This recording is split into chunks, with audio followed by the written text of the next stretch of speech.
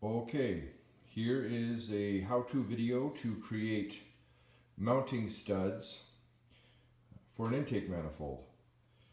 The reason you want to have mounting studs is so that you can lower down the intake onto the heads without moving it around to disrupt the gaskets on the heads. So you can see I've prepped the surface. I've removed the gaskets already, obviously removed the intake, the distributor. You can see pretty much everything's out. So yeah, I've cleaned up the surfaces. I have yet to wipe them down with brake clean to get them grease free, but they're basically prepped and ready to go. So now I'm going to create the mounting studs, and what I'm going to use is the old intake manifold bolts. I have some new ones. What I'm gonna do is clean them up and cut the head off, and then put a slot in the top of the stud where I can get a slotted screwdriver in there. So basically the process, and I've already got some clean. This is the intake manifold that's going to go in. Believe it or not, I've already cleaned this thing up. It could be done a lot better if I were to sandblast it, but I just did it by hand.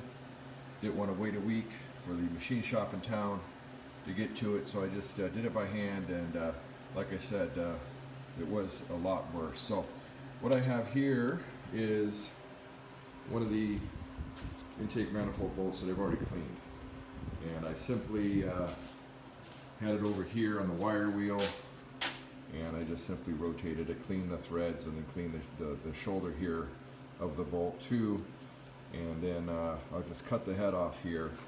So back over here, hope I'm making you sufficiently dizzy with my walking around.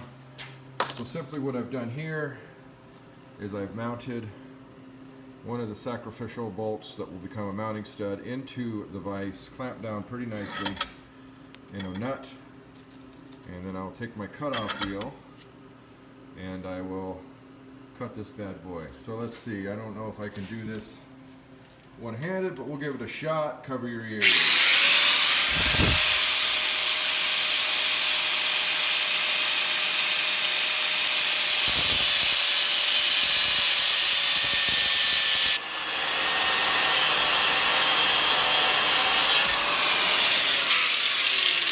I guess this guy's lost his head. So we're going to let that cool down just a hair, and then I'll probably flatten it out on the grinder, and then like I said, I'll probably take my same cutoff wheel and just notch the end there, and then I'll have those ready. So I'm going to go ahead and do the other three, and then I'll be right back and I'll show you how to go ahead and put them in, and then install the manifold using the mounting studs. So we'll see in just. But what I've simply done is, after I cut off the heads, I came back over to the grinder, and I simply just they were kind of jagged, so I simply flattened them out and then rounded off the edges to get rid of the burrs, and flattened them out. And then I went back over to the same vise that has that nut in it for a 5/16 bolt. I simply threaded it back in so it was all the way down to the shoulder, and then I took my cutoff wheel and I centered it as best I could, and I just notched in. Let me see if I can find a screwdriver laying here. It is. And as you can see, the screwdriver goes right in now. So what'll happen is, get this guy back out. I'm just going to show you this step now, and then I'll do it when I actually install the manifold as well. You can either put the mounting studs on the end here, or one bolt hole in. I've seen it suggested both ways, but this will thread in. So yeah, 4 of them, so at 4 different points, and I don't have my light on in here. Let's see. There we go. So 4 different points. So what this is going to allow, and I'm probably not going to thread it in too deeply because I want it to catch the slot or the hole in the intake. So when I have those gaskets lined up along the surface here, there are little tabs down here, right here on each corner from the head gaskets that the intake manifold gasket can sit on, but these are pretty old and worn. Like this one down here isn't really giving a lot of support. It's not very, I don't know if you can see that real well, but the point being is that it's kind of worn out.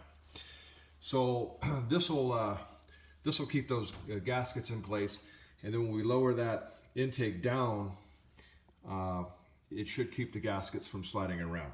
So again, I'll be back when I get to that point, and we'll have the mounting studs all in place, and I'll go ahead and show you how that's done at that time. So we'll see you in a minute.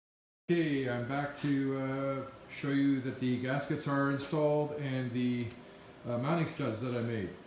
Before I do, I'm going to show you what we're working on here. It's a 1963 Ford Fairlane 500. It's going into paint and body next week. And so you can tell I've got all the chrome pulled. I got a lot of it on the trunk here, and then I don't know if you can see past that light.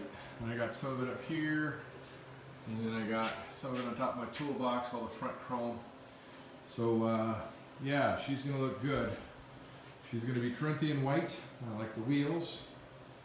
And so we just gotta get her up and running today. Not should be a big deal.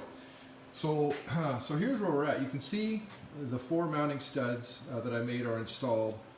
And I have the bead of RTV on the rear and the front here, and then in the back over here.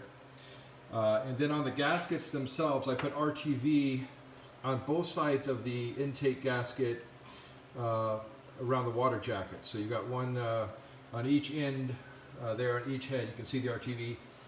And I'm not in a massive hurry. You know, you can let that stuff set for about 15 minutes or so. Kind of let it cure. And I ended up touching this bit here and mushing it up a bit, but it'll all flatten out real nice. So yeah, I got made sure I got extra in the corners there because that's an area to leak. I don't use the cork ones that come with it. I don't think anybody does anymore, really. I think everybody knows to just put about a 1/4 inch bead of RTV in there. So now I'd like to show you how to install the intake manifold. But I think I need 2 hands to do that. Let me see if I can position. Hey, yeah, I'll put my phone right here, and then maybe I can install that while you're watching. So I'll go ahead and get the manifold.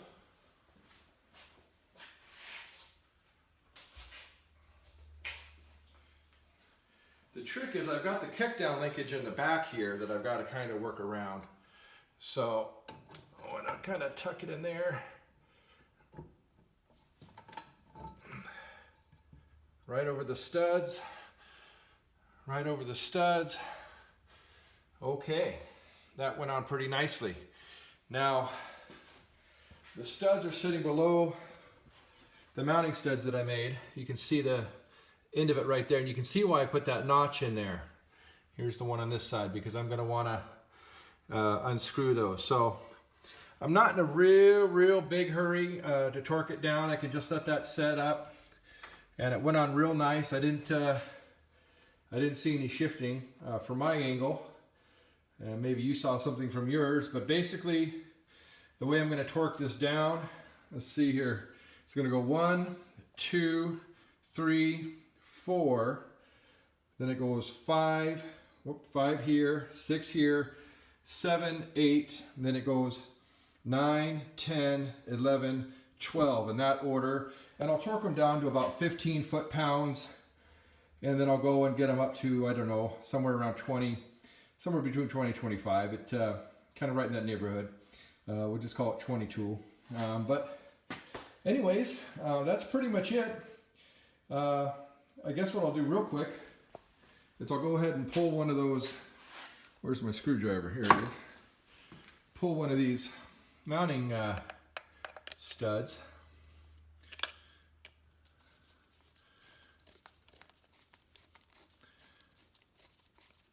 And then I'll come back and replace it with